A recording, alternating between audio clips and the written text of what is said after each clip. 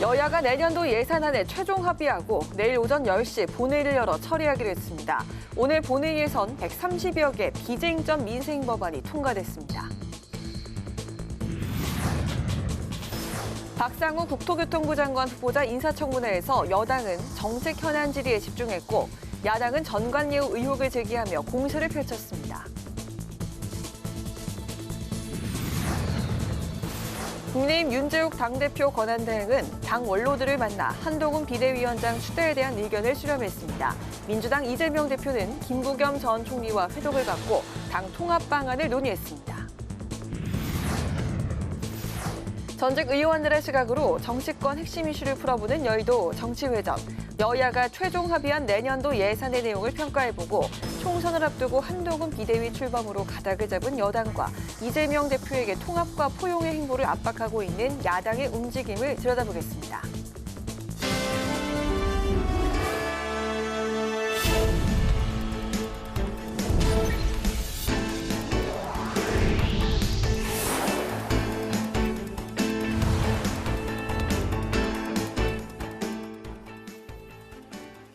여러분 안녕하십니까? 12월 20일 수요일 국회 라이브 6 시작하겠습니다. 오늘 뉴스는 박상우 국토교통부 장관 후보자 인사청문회 중계방송으로 조금 늦게 방송합니다. 여야가 내년도 예산안 처리에 극적으로 합의했습니다. 합의의 최대 쟁점이었던 R&D 예산은 6천억 원 순증되고 잼버리 이후 삭감됐던 새만금 SOC 사업 예산은 3천억 원 증액됐습니다. 이로써 법정 처리 시한을 19일 넘긴 내일 예산안은 국회를 통과할 전망입니다. 한편 오늘 열린 본회의에선 130여 건의 민생 법안이 처리됐습니다. 예산안과 본회의 소식을 이소희 기자가 보도합니다. 여야가 오늘 예산안 합의문을 발표하면서 예산 줄다리기의 종료를 알렸습니다. 합의안에 따르면 내년도 예산은 657조 규모로 4조 2천억 원의 감액과 증액이 있지만 정부안과 금액은 비슷합니다. 여야 이견이 컸던 R&D 예산은 현장 연구자의 고용 불안 해소 등을 위해 6천억 원 순증하기로 했습니다. 잼버리 부실 운영으로 삭감됐던 새만금 SOC 사업은 3천억 원 증액되고 지역화폐 발행 예산 3천억 원도 배정돼 야당의 요구가 다소 반영됐습니다. 다만 여당의 요구대로 정부안보다 지출 규모는 늘리지 않기로 했습니다.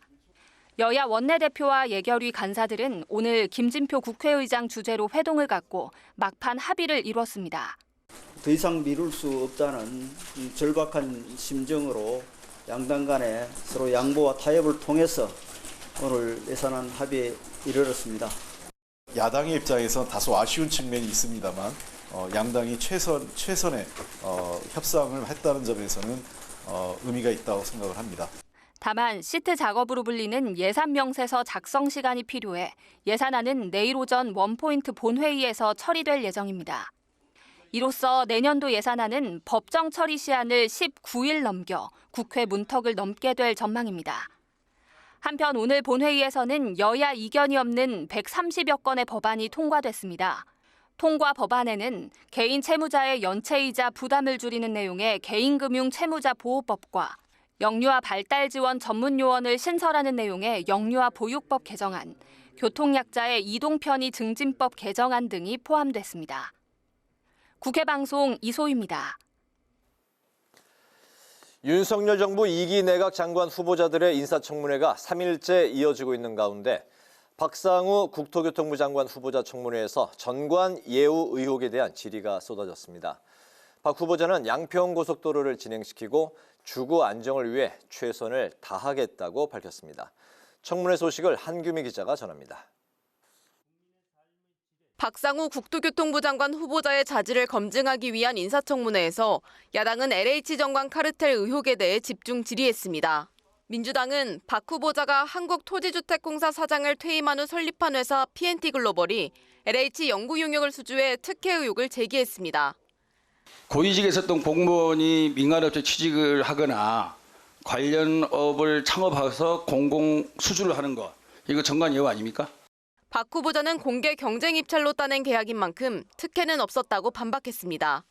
정관예우를 받았다 그러면 뭔가 부당한 대우를 특혜를 받았거나 또 입찰 과정에 무슨 뭐 또 편의를 받았거나 하는 게 있어야 되고 그런데 실체적으로 그런 내용이 없기도 하고요. 국민의힘은 박 후보자가 국토부 관료 출신으로 전문성을 갖추고 있다며 엄호했습니다. 국토교통 분야의 정통 관료로서 국토부 주요 핵심 요직과 LH 사장 등을 거친 준비된 장관 후보자라고 이렇게 불릴 만큼 기대가 큽니다. 민주당은 서울 양평고속도로 추진으로 인한 김 여사 일가 특혜를 지적했습니다. 박 후보자는 2024년 예산에 일부 반영돼 있는 만큼 고속도로는 진행돼야 한다며 문제를 해결하는 방법이 중요하다고 답했습니다. 또 전세 사기가 정책 실패라는 지적에 대해선 정책 당국의 직접적인 탓은 아니지만 부동산 시장의 변동으로 인해 생긴 결과라며 주거 안정에 최선을 다하겠다고 말했습니다. 반면 국민의힘은 민주당이 폐지를 막고 있는 실거주 의무제를 지적하며 박 후보자의 의견을 물었습니다. 박 후보자는 실거주 의무제를 폐지하는 게 맞다고 생각한다며 투기를 잡으려다 시장을 왜곡한 부분이 있다고 언급했습니다. 한편 박 후보자가 정식 임명된다면 이명박 정부 시절 권도엽 장관 이후 10여 년 만에 내부 출신 국토부 장관이 나오게 됩니다. 국회방송 한규미입니다. 국민의힘 상임고문단이 비상대책위원장에 한동훈 법무부 장관이 적합하다는 의견을 내면서 한 장관의 비대위원장 임명 전망에 힘을 실었습니다. 윤재욱 국민의힘 대표 권한대행은 의견 수렴을 마무리했다며 최종 결정만 남겨놓고 있음을 시사했습니다. 문그린 기자가 전합니다. 상임고문단을 초청해 오찬 간담회를 연 국민의힘. 윤재욱 대표 권한대행은 총선을 앞두고 새로운 지도체제를 정비해가는 절체절명의 상황이라며 상임고문들의 조언을 요청했습니다. 신영균 상임고문단 명예회장을 비롯한 상임고문단은 여당이 위기 상황임에 동감하면서 당에 도움이 될 의견들을 전했습니다. 오랜 정치 경험을 바탕으로 해서 좋은 자문들을 마련해서 우리 당이 반드시 이번에 총선에서 승리할 수 있도록 여러분들이 다 함께 해줬으면 좋겠다. 상임고문단은 오찬 직후 기자들과 만나 비상대책위원장으로 한동훈 법무부 장관을 임명하는 데 대체로 이의가 없었다고 전했습니다. 특히 유흥수 상임고문은 한 장관을 이순신 장군에 비유하며 남은 배 12척으로 당의 승리를 이끌어야 한다고 조언하기도 했습니다. 윤재욱 대표 권한대행은 예산안 협상을 마친 후 참석한 국민의힘 의원총회에서 빠른 시간 안에 비상대책위원장 선임 등 지도체제를 정비하겠다고 밝혔습니다. 제가 일방적으로 결정하기보다는 의원님을 비롯한 우리 당의 구성원들, 또 국민, 또 필요하다면 각계각층의 의견을 좀 들어서 다 녹여내도록 하겠습니다. 여야가 내일 본회의에서 예산안을 처리하기로 합의한 만큼 이번 주에 비대위원장 인선이 마무리될 가능성이 높아지고 있습니다. 국회방송 문그린입니다. 이재명 민주당 대표가 이른바 삼총리 연대설의 한 축인 김부겸 전 국무총리와 만나며 당 통합 드라이브에 박차를 가하고 있습니다. 김 전 총리는 이 자리에서 이낙연 전 대표와 대화에 나설 것을 주문한 것으로 알려졌습니다. 보도에 강민지 기자입니다. 이재명 대표와 김부겸 전 총리가 총선 승리를 위한 당 혁신 방안을 논의하기 위해 중구 한 식당에서 비공개 회동을 가졌습니다. 김대중 전 대통령 관련 영화 시사회 참석 이후 이틀 만에 만난 두 사람의 오찬은 예정 시간을 훌쩍 넘겨 1시간 30분간 이어졌습니다. 이 자리에서 김 전 총리는 범진보 진영을 아울러야 한다며 이낙연 전 대표와 대화에 나설 것을 이재명 대표에 요청한 것으로 알려졌습니다. 단순히 민주당만이 역할을 하는 게 아니라 민주당이 범민주, 범진보 세력 전체를 아울러서 이 어려운 난국을 타개할 수 있는데 그렇게 함께 통합하고 안정되고 또 그리고 쇄신을 이끌어 나갈 수 있도록 이 대표도 당의 단합과 총선 승리를 위해선 작은 차이를 넘어 큰 길로 가야 한다며 힘을 모아야 한다는 데 공감대를 모은 것으로 전해집니다. 힘을 모으고 또 한편으로 새로운 변화들을 통해서 우리 국민들께 희망을 만들어 드리는 것이 매우 중요한 과제라는 생각이 듭니다. 이 대표는 우선 오는 28일 삼총리 연대설의 또 다른 축인 정세균 전 총리와 만날 계획으로 이낙연 신당설에 맞서 통합 행보에 더 속도를 내는 모습입니다. 오늘 회동을 예의주시했던 이낙연 전 대표는 회동 결과에 대해 당이 변화할 것인지 진전이 전혀 없어 보인다며 실망스럽다는 입장을 밝혔습니다. 다만 연말까지 시간을 주겠다는 말은 아직 유효하다며 만남과 신당 창당 보류 가능성을 열어뒀습니다. 당내 거센 반발로 잠시 숨고르기에 들어갔던 이낙연 전 대표는 내일 언론 인터뷰를 재개하는데 이재명 대표를 향한 결단을 거듭 촉구할 것으로 보입니다. 국회 방송 강민지입니다.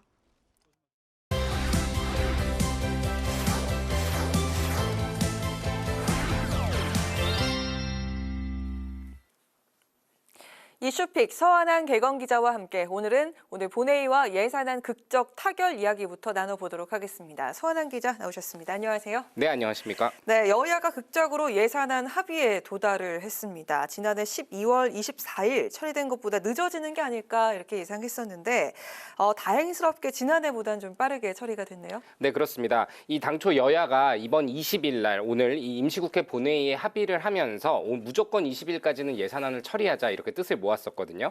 그리고 오늘까지만 대화를 하겠다라고 못 박았던 두 당이 오늘 오전 이 내년도 예산안에 합의를 하는데 극적으로 성공했습니다. 그래서 내일 오전에 이 본회의를 열고 이를 처리하기로 했는데요. 이 김진표 국회의장은 오늘 오전에 이 양당의 원내대표와 회동을 한 뒤에 예산안 합의에 도달했다면서 내일 본회의를 소집해 처리할 것을 밝혔습니다. 이 예산안에는 합의했지만 바로 처리를 하지 못하는 이유는 이 예산안에 대한 시트 작업을 해야 되기 때문입니다. 이 시트 작업은 정부가 하는 이 예산 명세서 작성인데요. 이 여야가 예산안 협상에 최종적으로 합의하면 예산 명세서를 작성하는데 보통 10시간에서 12시간 정도가 소요가 됩니다. 오늘 오후 2시에 이 합의안을 발표했으니 이를 토대로 빠르게 작업을 해서 내일 오전 10시에 본회의를 열어서 처리하겠다는 계획입니다. 이 예산안은 657조 원 규모로 당초의 정부안과 동일합니다. 다만 정부안 기준으로 다만 정부안 기준으로 4조 2천억 원을 감액을 하고요. 대신에 다른 안건들을 동일 금액 증액하는 방식이었습니다. 특히 이재명 대표가 추진을 했었지만 이 전액 삭감됐었던 지역사랑 상품권 예산도 발행 지원 3천억 원이 반영된 것으로 알려졌습니다. 이 당초에는 사실 내일이나 모레쯤 예산안을 합의하면 28일 날 예정된 본회의에서 처리될 수도 있다 이런 가능성도 제기가 됐는데 이를 피하면서 역대 가장 늦게 처리된 예산안이라는 불명예는 피할 수 있었습니다. 오늘부터 날씨가 더 추워진다고 하는데 혹시 감기 걸리신 건 아니죠? 네, 좀 걸렸습니다. 그렇습니까? 네. 그래도 계속해서 질문을 좀 드려야 네. 하니까 마지막까지 좀 힘내주시기 네, 바라겠습니다. 알겠습니다. 자, 오늘 본회의도 예정대로 열렸는데 처리된 주요 안건 내용들 좀 짚어주실까요? 네, 오늘 130여 건 정도가 처리가 됐는데요. 일단 주요 안건들을 하나씩 짚어보겠습니다. 이 원래 민사소송에서는 항소를 해서 2심에 넘어가게 되더라도 별도의 항소 이유서를 제출하지 않았었는데 그러다 보니까 이 2심 재판이 길어진다라는 비판이 나왔었는데요. 이번 본회의에서 이 민사소송법 일부 개정 법률안이 통과가 되면서 더 빠른 재판이 가능해지게 됐습니다. 이 민사소송에서 항소를 한 이들이 법에서 정한 기간 내에 항소 이유서를 제출을 해야 하고 하지 않을 경우엔 항소가 무효가 되기 때문인데요. 또 이 재심 절차에서 유죄를 받더라도 이 원래 선고됐었던 양형이 재심으로 나온 형을 초과했던 경우에 이 형사 보상 청구가 불가능했었는데 이 역시 가능하도록 하는 형사 보상 및 명예회복에 관한 법률 일부 개정안도 통과가 됐습니다. 또 이 밖에 이 배송 대행 서비스에서 근무하는 이들이 성범죄 및 강력범죄 전과가 있으면 취업을 제한하도록 하는 법안과 또 2025년 12월 31일까지 자녀를 출산한 부모가 출산일로부터 5년 이내에 취득하는 12억 원 이하의 취득가액 기준 주택을 매매하는 경우에는 500만 원 한도 내까지 취득세를 면제해주는 개정안도 통과가 됐습니다. 또 논란이 많았던 이 층간소음 관련해선 대통령령으로 정하는 두께 이상으로 주택 바닥 구조를 시공하는 경우에는 높이 제한을 완화할 수 있도록 하는 주택법 일부 개정안과 또 불가피한 사유로 차 운행을 못할 경우에 보험 가입 기간 면제 기간을 현행 6개월 이상에서 3개월 이상으로 완화하는 자동차 손해배상 보장법 일부 개정 법률안도 오늘 국회 문턱을 넘었습니다. 이런 안건들이 이야기가 됐군요. 다음 이슈로 넘어가 보도록 하겠습니다. 오늘 이재명 민주당 대표와 윤재욱 국민의힘 대표 권한대 권한대행 이 두 사람 모두 중요한 오찬 자리가 있었다고 하는데요. 이재명 대표 오찬 자리부터 좀 그 의미를 짚어주실까요? 네, 이 앞선 리포트에서 보셨는데요. 이재명 대표와 김부겸 전 국무총리가 이 서울 종로의 한 식당에서 만나서 점심을 함께 했습니다. 단순한 점심이 아니었죠. 이 김부겸, 정세균, 이낙연 전 총리의 연대설이 나온 가운데 이 내부 통합을 위해서 굉장히 중요한 자리였다라는 평이 나옵니다. 이 식사 전 취재진을 만난 김부겸 전 총리는 오늘 이재명 대표를 만난다고 하니까 여기저기서 많은 주문이 들어왔다면서 당 내외에서 걱정하는 얘기를 가감없이 할 것이다라고 밝혔습니다. 그리고 원래는 1시간 식사를 한 뒤에 브리핑을 하기로 했었는데 네. 예상보다 30분이나 더 늦어졌습니다. 그만큼 두 분이서 할 얘기가 많았다는 의미이기도 하겠죠. 그리고 식사 후에 이 브리핑들을 좀 정리하면요. 김부겸 전 총리는 이낙연 전 총리를 비롯해서 이재명 대표에게 많은 분들을 만나서 충분한 대화를 할 것과 함께 이 선거제 관련해서는 준연동형 비례제를 통해서 비례성을 확보하는 게 필요하다라고 제안을 했다고 합니다. 이 주로 김부겸 전 총리가 얘기를 하고 이재명 대표는 듣는 자리였다고 하는데요. 이 창당 쪽에 무게를 두고 움직였던 이낙연 전 총리, 이 최근에 획기적인 변화를 하면 민주당과 대화를 할 수 있다라고 여지를 뒀지만 이 오늘 만남에 대해서는 이 당의 진전이 보이지 않는 자리였다라고 얘기하면서 평가절하했습니다. 하지만 이 대표 측이 이 민주당의 분열을 막기 위해서 이 원칙과 상식이나 이낙연 전 대표 등 이 비명계로 분류되는 이들과 만나서 소통 시도를 할 가능성은 그 어느 때보다 높아지고 있습니다. 네, 그런가 하면 국민의힘 윤재욱 권한대행은 어제 말씀을 해주신 것처럼 상임 고문단과 오찬이 또 있었습니다. 과연 그 한동훈 법무부 장관이 비대위원장을 맡을 수 있을까라는 그런 결론을 내리기 위한 그런 자리였을까요? 네, 그렇습니다. 이 오늘 오전에 우상호 민주당 의원이 한 말이 좀 의미가 있어서 먼저 얘기해보고 싶은데요. 이 검사 출신의 법무부 장관을 전면에 내세운다는 것은 검찰 독재 프레임을 강화하는 격이다라고 네. 지적을 했었습니다. 국민의힘 역시 이런 고민이 없지 않겠죠. 때문에 여러 의견들을 들으면서 이 한동훈 비대위원장 선임을 위해서 의견을 청취하는 그런 자리였습니다. 오늘 윤재욱 권한대행, 이 신영균, 유준상, 권철현, 문희 등 이 국민의힘 상임 고문단과 오찬을 함께 했습니다. 윤재욱 대행은 이 당이 어떻게 상황을 수습하고 국민의 눈높이에 맞는 지도 체제를 구성할 수 있을지 고견을 달라라고 요청을 했고요. 이 식사 후에는 의견 수렴을 그동안 순차적으로 해왔는데 오늘을 사실상 마지막으로 의견 수렴 과정을 마무리할까 한다라고 얘기를 했습니다. 오늘과 내일 예산안 등 이 본회의를 처리하고 나면 주말 전까지 본격적으로 고민과 숙고를 통해서 결정을 하겠다는 그런 의지로 읽히는데요. 하지만 이미 국민의힘 안팎에서는 한동훈 비대위원장 카드가 사실상 확정됐다는 얘기가 공공연하게 나옵니다. 네. 특히 윤석열 대통령의 멘토이자 또 가깝다라는 평이 나오는 심평 변호사는 한 방송에 출연해서 이미 확정된 사안이다라고 얘기를 하기도 했었습니다. 그랬군요. 특히 한동훈 장관이 어제 많은 사람들이 가면 길이 된다라고 얘기를 한 것을 놓고 이미 수락을 한 것이나 다름없다라는 해석도 나오고 있는데요. 네. 윤재욱 원내대표 오늘 이 식사 자리가 끝난 후에 기자들이 이 비대위원장을 언제 발표할 거냐라고 묻자 이 언제라고 딱 말하지 않겠지만 이 여러분이 상상할 수 있는 정도에 할 것이다라고 얘기를 했는데 현재 언론은 이르면 이번 주말 늦어도 다음 주 초쯤에는 할 것이다라고 예상을 하고 있거든요. 네. 때문에 이르면 금요일 또 혹은 늦어도 다음 주 초까지는 윤재욱 원내대표가 이 한동훈 비대위원장을 선임할 것인지 여부는 결정이 날 것 같습니다. 한동훈 장관으로 확정은 난 것 같고 발표만 좀 기다리면 되겠다 이렇게 보시면 되겠군요. 일단 지금은 그럴 가능성이 가장 높아 보입니다. 네. 다음 주 수요일부터 또 다시 이슈픽 출연하시죠? 네, 다음 주 화요일입니다. 화요일부터인가요? 네. 감기 나으셔서 좋은 컨디션으로 뵙도록 하겠습니다. 네, 감사합니다. 오늘 여기까지 듣겠습니다. 고맙습니다.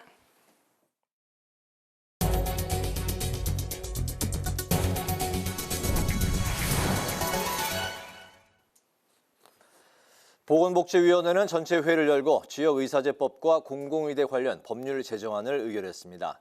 제정안은 의대 정원 일부를 의료 취약 지역에 의무적으로 근무하게 하고 각 지역에 공공의대를 설립하는 내용을 담고 있습니다. 하지만 이번 제정안은 야당 주도로 단독 처리됐는데 국민의힘은 여당과 합의 없이 졸속 추진한다며 반대 입장을 밝혔습니다. 지난 11일 취임한 조희대 대법원장이 오늘 국회 본회의장에 출석해 2달 넘게 지속돼 온 사법부 공백 상황을 정상화시킨 국회에 감사 인사를 전했습니다. 조 대법원장은 본회의장 임명 인사를 통해서 대법원장 임명 동의 과정에서 사법부에 대한 기대와 우려를 충분히 확인할 수 있었다며 국민 기본권을 수호하고 실질적인 법치주의가 뿌리내릴 수 있도록 최선을 다하겠다고 밝혔습니다. 이어서 내년 1월 임기가 종료되는 안철상 민유숙 대법관의 공석도 불가피한 상황이라며 대법관 후임 임명을 위한 재정 절차를 신속히 진행해 줄 것을 국회에 요청했습니다. 국민의힘이 뉴스 서비스 시장 유통망을 사실상 장악한 네이버와 카카오가 공정성 확보 의지를 보이지 않고 있다고 비판했습니다. 국민의힘은 성명을 통해서 지난 18일 대한민국 언론인 총연합회가 네이버와 카카오 등 포털을 향해 좌편향 뉴스 서비스 공급을 바로 잡으려는 노력이 부족하다고 질타했음에도 자정 노력을 보이지 않는다고 지적했습니다. 국민의힘은 내년 총선을 의식한 행보로 의심하지 않을 수 없다면서 네이버 등은 개혁 방안을 논의해 가짜뉴스 온상 역할을 중단하라고 주장했습니다. 이재명 더불어민주당 대표가 내일 경로당을 찾아 어르신 공약 정책을 발표할 계획이라고 밝혔습니다. 이 대표는 오늘 최고위원회의에서 어려운 사람들에게 매해 겪는 겨울 추위도 재난이 되는 게 현실이라고 말했습니다. 이어서 민생 위기와 국민 고통은 안중에 없는 정부 여당을 대신해서 민주당이 책임 있게 국민 삶을 돌보는 정책을 추진하겠다고 밝혔습니다.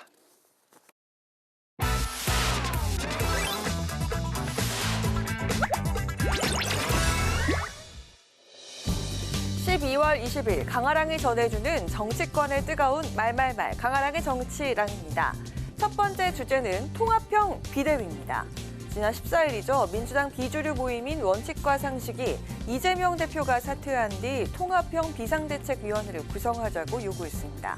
하지만 친명계가 이를 정면으로 거부하면서 내분 양상으로 흐르고 있는데요. 이재명 체제로 총선을 치르겠다는 의지를 내비쳤습니다. 총선 공천 절차가 곧 시작되는데 당대표 물러나라고 하면 어떻게 총선을 치를 수 있겠습니까? 주류, 위주류 또는 각 계파 나눠먹기 하자는 거 아니겠습니까? 그렇게 돼갖고 공천이 정상적으로 진행될 수 있을까요? 통합비대위를 계속 얘기하고 이재명 대표의 사퇴를 얘기하니까 그런 전제 조건으로는 제가 보기엔 대화하기는 쉽지 않다. 이재명 대표 없이는 더 총선에 승리할 수 없다. 분열을 줄이는 어떤 노력은 필요하지만 굳이 그게 비대위까지 갈 필요가 있을까? 친명계 좌장인 정성호 의원은 이재명 대표가 공천권을 행사해야 총선을 치를 수 있다는 주장을 펼치는가 하면 이 대표 측근인 김영진 당대표 정무조정실장도 이 대표 사퇴를 전제 조건으로는 대화하기 쉽지 않다고 말했는데요. 이재명 체제로 총선을 치르겠다는 의지를 강조한 겁니다. 친명계가 이 대표의 사퇴나 비대위 체제 가능성을 부정하면서 원칙과 상식 등 비명계 결단 가능성은 높아진 상황입니다. 원칙과 상식은 이달 말을 시한으로 두고 지도부 총사퇴와 비대위 출범을 요구한 상태죠. 통합형 비대위 같은 조직이 필요하다는데 저는 공감하고요. 이재명 없는 민주당 선거를 생각할 수도 없지만 이재명 혼자 이 선거를 치를 수도 없다. 그리고 손을 내밀면 우선 본인의 어깨가 가벼워지실 거예요.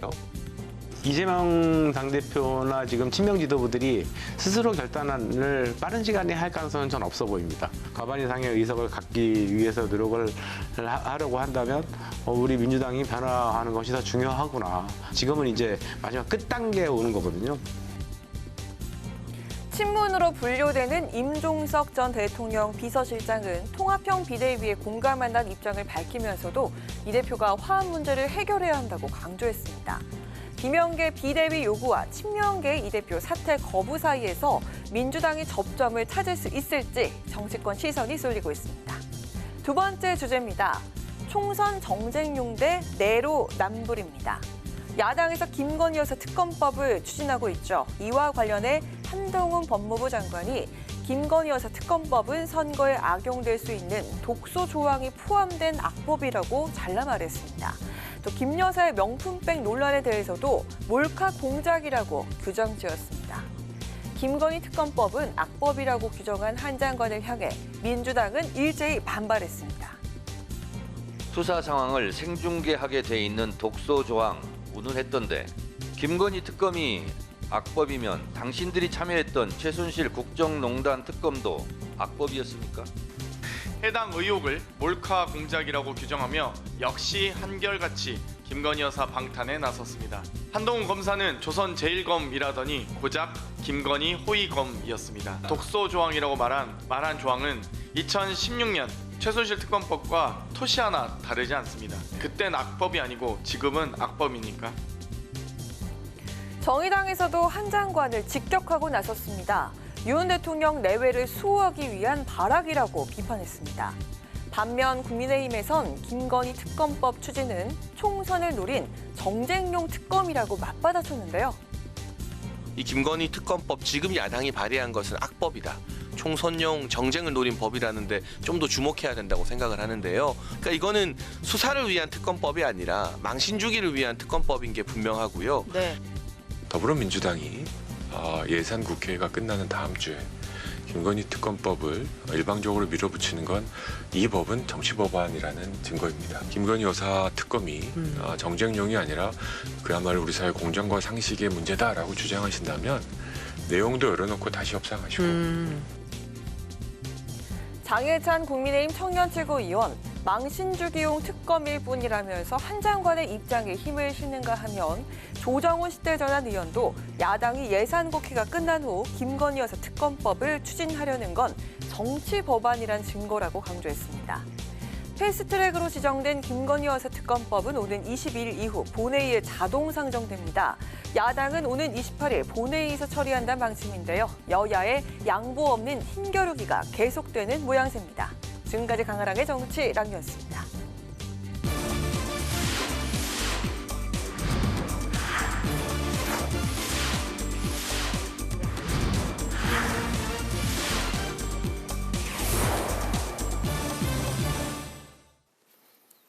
네, 여야 전직 의원과 함께 정치권의 가장 뜨거운 쟁점에 대해서 양측의 이야기를 들어보는 여의도 정치 외전 시간입니다. 오늘도 신경민 전 더불어민주당 의원 그리고 신성범 전 새누리당 의원 두 분 모셨습니다. 어서 오십시오. 네, 안녕하세요. 네. 두 분 날씨도 많이 추웠는데 오시는 길 어떻게 뭐 불편하진 않으셨습니까? 괜찮았습니다. 네. 춥대요. 춥습니다. 지금 춥죠. 요즘 그 정치권 상황도 날씨와 좀 비슷한 것 같습니다. 훈훈한 소식이 좀 들려오기를 국민들은 기대하고 있는데 여전히 여야 간에 굉장히 날서고 좀 그런 심각한 상황들이 많이 벌어지고 있는 것 같습니다. 그런 가운데 내년도 예산안에 대해서 여야가 드디어 그 합의를 했다는 소식이 이제 들려왔습니다. 오늘 첫 번째 이슈로 이제 꼽았는데요. 여야가 내년도 예산안에 이제 합의를 하면서 최종 지각 처리는 이제 피하게 됐습니다. 최종 합의안을 살펴보면 원래 이제 정부 안에서 4.2조 원을 이제 감액하고 또 마찬가지로 4.2조 원을 이제 증액을 해서 총액은 이제 원래 원초 이제 그 정부 안과 같은 상황이 됐었는데 그동안 쟁점이었던 이제 R&D 예산이 6천억 순증되고 또 지역화폐는 3천억 새만금 예산이 3천억 원 증액이 됐습니다. 예산안 그 최종 합의에 이르기까지 그동안의 이제 과정 또 오늘 결과를 이제 그 분출하기까지의 이 상황 두 분 이제 좀 평가부터 좀 들어볼까요? 예상했던 거예요. 근데 조금 아마 다음 주까지 좀 끌까 그랬는데 네. 조금 어떻게 보면 일찍 된 거죠. 그래서 최장 지각은 면했다라는 것이 지금 일단 평가고요. 지금 문제가 됐던 금방 설명해 주신 세 가지도 예상에서 크게 벗어나지 않습니다. 네. 다만 이렇게 최장 지각을 늦게 된 것은 아마 비대위 원장 선임, 비대위 출범 이거하고 좀 관련이 있는 것 같고요. 예산을 일단 좀 처리를 원칙이라도 합의한 뒤에 네. 그리고 나서 이제 비대위원회 위원장 선임 그리고 출범 뭐 이렇게 가는 여당의 스케줄이 약간 좀 빨리 페달을 밟게 하는 원인이 됐다라고 보고요. 네. 뭐 아마 일주일 더 해도 여기에서 크게 벗어나지 않았을 겁니다. 이거 세 가지가 크게 쟁점이었고 지역화폐는 지금 이재명 대표가 너무나 강조를 하는 것이기 때문에 이 정도 인사를 한 것 같고요. 새만금도 전액 삭감이라는 건 사실 말이 좀 안 되는 거거든요. 그런데 이제 3천억 가지고 뭘 할 수 있는 거냐라는 건 아마 전라북도나 이 사업 관련자들은 대단히 불만이 심할 거고요. R&D 예산도 마찬가지일 겁니다. 이게 굉장히 많이 늘렸다고 자랑하지만 사실은 굉장히 많이 줄인 데에서 조금 늘려놓은 거기 때문에 네. R&D 쪽에 있는 분들도 아마 이게 굉장히 지금 불만이 많을 겁니다. 그래서 이렇게 불만이 많은 예산을 강행을 하는 여당의 이유를 특히 선거를 앞두고 이러는 이유를 사실은 잘 모르겠어요. 도대체 왜 이렇게 예산을 짜고 이걸 가지고 분란을 일으키는지 잘 모르겠어요. 다만 뒤늦게라도 이 정도라도 마무리된 건 좀 다행스럽게 생각하는데요.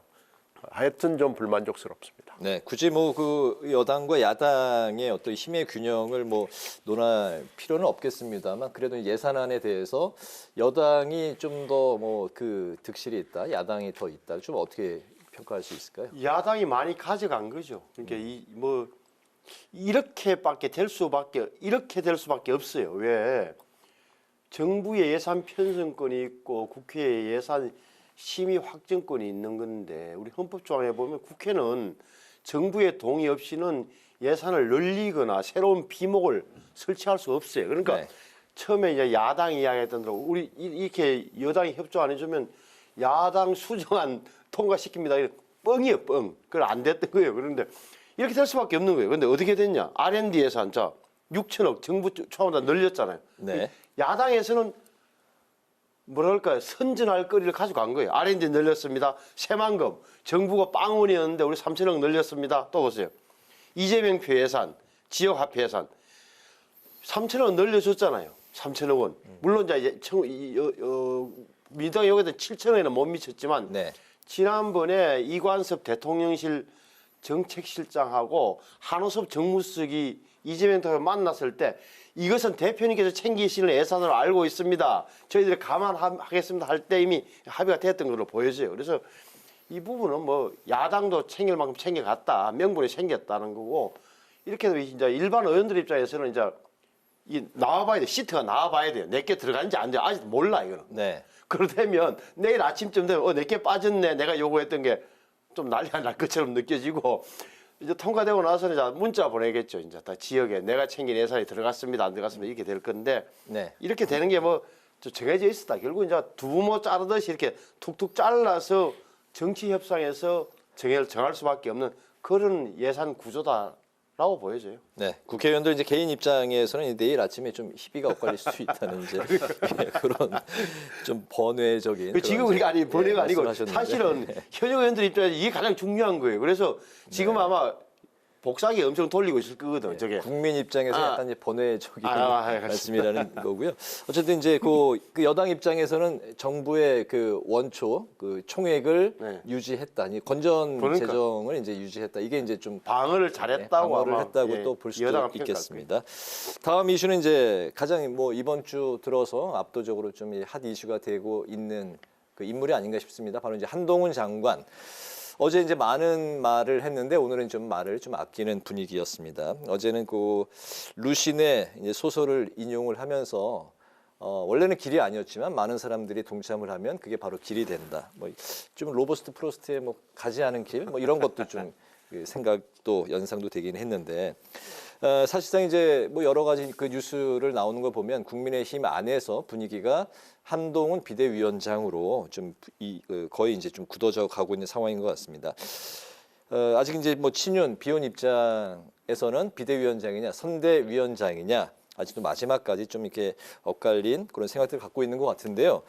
만약에 한동훈 비대위원장 체제가 현실이 된다면 한동훈 위원장이 나는 여태까지 뭐 누구한테 특정인에게 맹종한 적이 없다. 뭐 이런 언급을 했는데 당정 분리 또 사안에 따라서 이제 대통령실과도 좀 거리두기가 가능한 사안이 될지 어떻게 보십니까?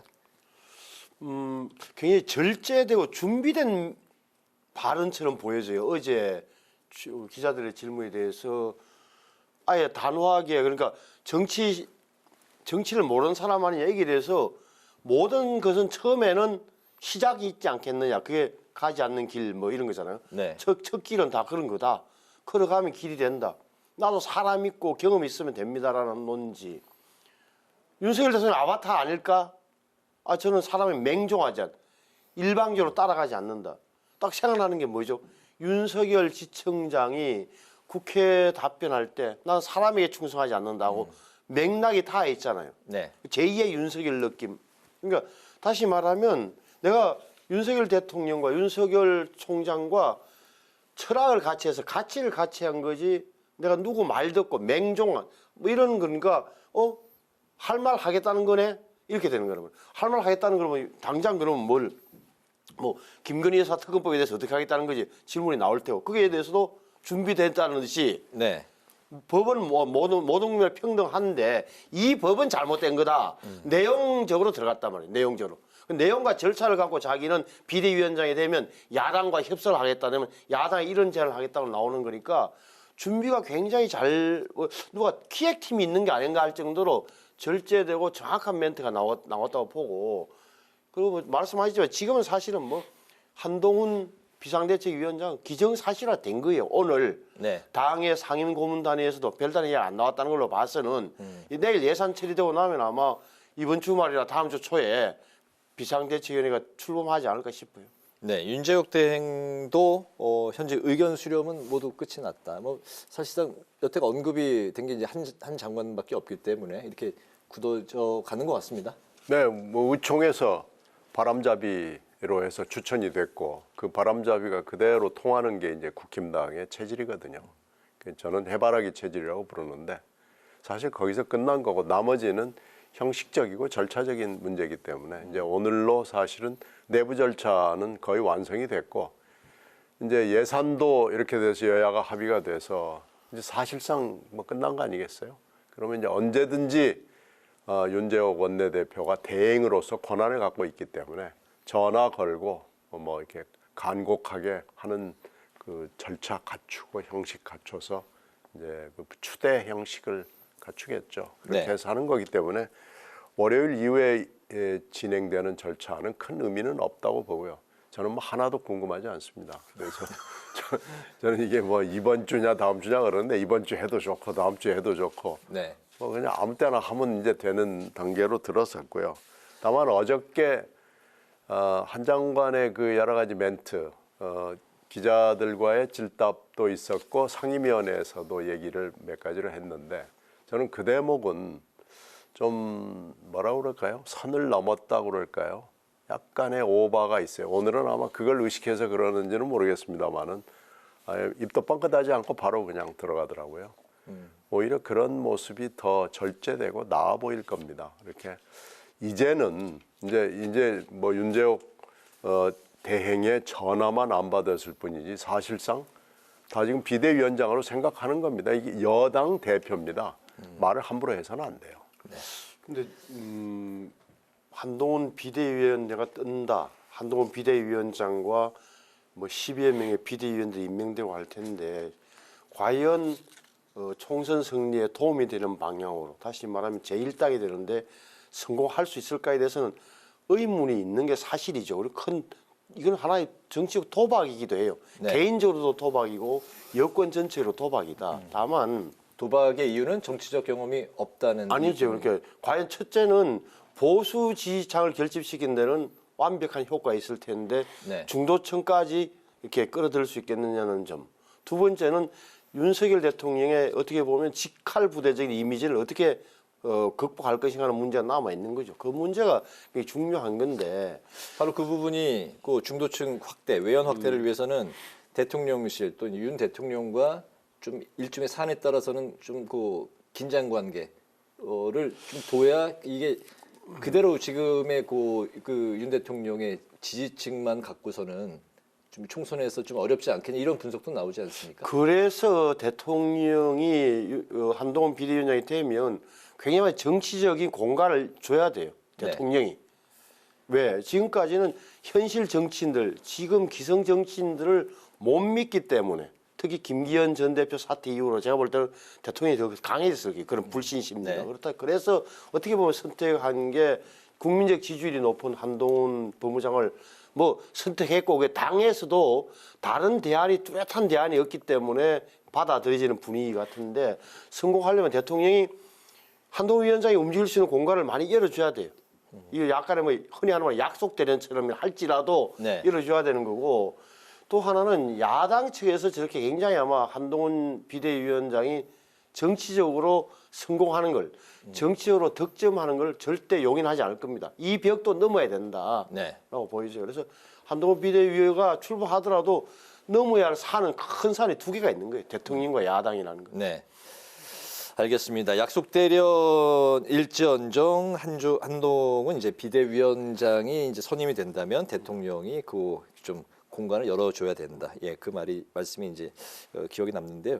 그 이야기 나온 김에 신 의원님도 한동훈 그 장관 비대위원장 체제가 된다면 민주당 야당 쪽에는 이게 좀 어떻게 받아들여질지. 금방 신 의원 말씀을 받으면은 이게 성공하려면은 그 당시에 1980년으로 돌아가서 전두환 대통령과 노태우 후보의 6.23 선언 같은 뭐 이런 것들이 필요하거든요. 아마 김건희 특검법을 놓고 벌어질 가능성이 좀 높아요. 그래서 그런 나를 밟고 넘어가라라고 전두환 대통령이 지금 야사에 보면은 그렇게 돼 있잖아요. 네. 그건 사실일 거예요.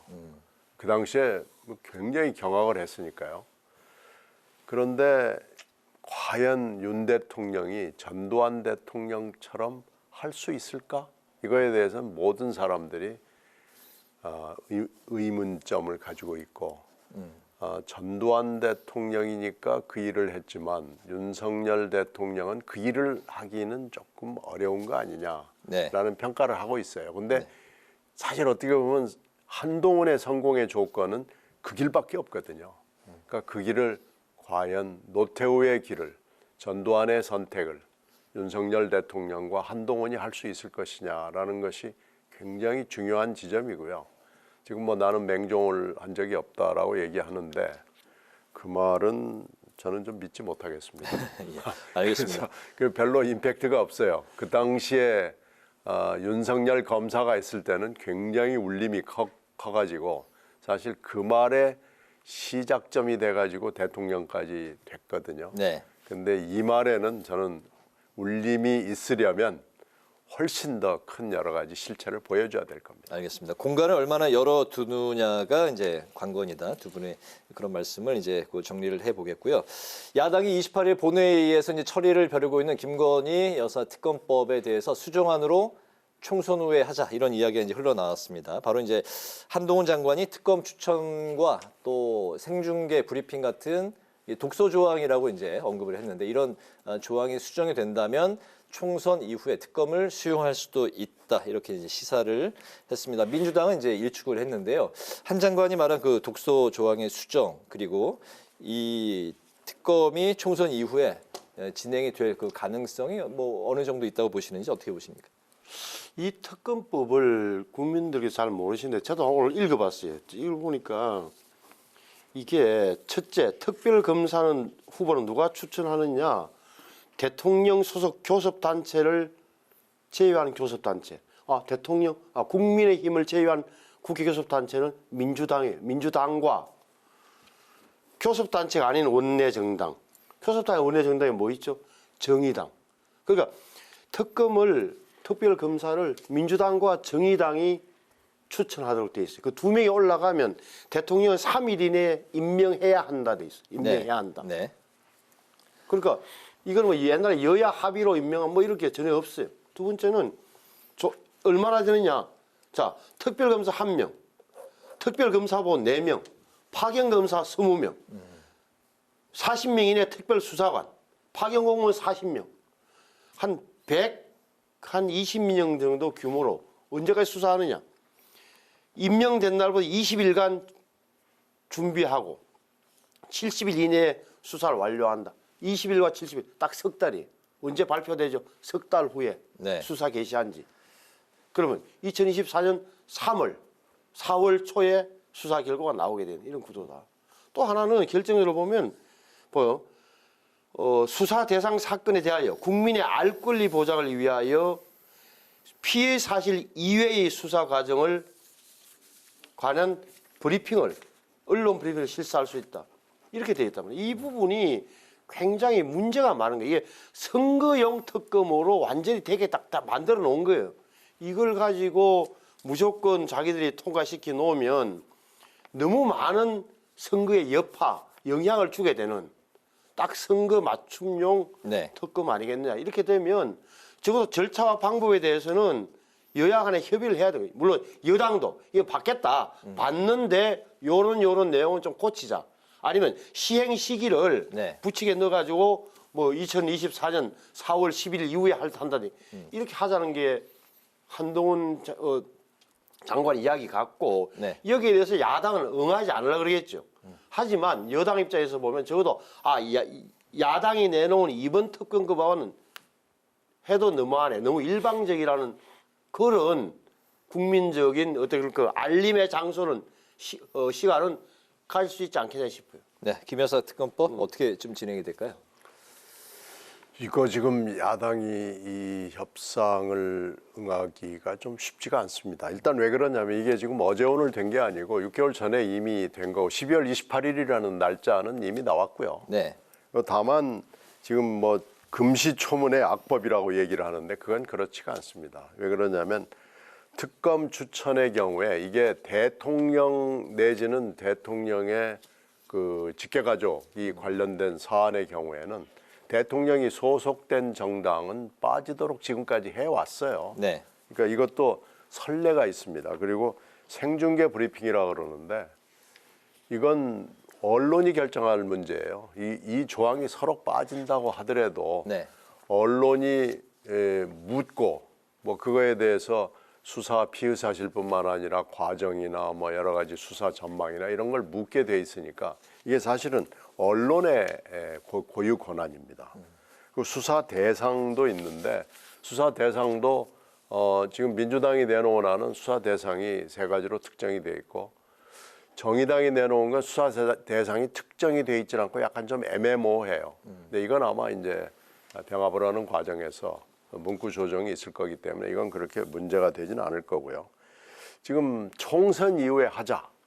그러면은 지금까지 아무 얘기 없다가 12월 28일이라는 날짜는 사실은 여러 번 고지가 됐거든요. 네. 근데 그러면은 지금까지 뭐 하다가 갑자기 와서 총선 이후에 하냐라는 문제가 생기고 이 비판에 대해서 민주당이 이걸 양해하기가 좀 쉽지 않아 보입니다. 근데 이제 여야 합의가 만약에 이루어진다면 대통령이 거부권을 행사할 명분은 없어지는 거죠. 거의 줄어든다고 볼 수 있고 여야 합의의 장점 중에 하나는 거부권은 날아간다라는 거죠. 알겠습니다. 아니 근데 이 피의 사실 이외의 수사 과정에 관한 언론 브리핑 이 조항은 특이하게 들어가 있는 거예요. 보통의 경우는 뭐 직무상 알게 된 비밀을 누설하거나 뭐 못한다 이렇게 이걸로 마무리가 되는데 이 조항을 왜 넣는지는 굉장히 이 조항만큼 빼줘야 되는 거고 제가 보기에는 왜 그러냐면 이 노림수라는 게 뭐 뻔히 보이는 거 아니에요. 그러니까 이 정부의 약한 고리가 김건희 여사다. 김건희 여사에 대한 국민들의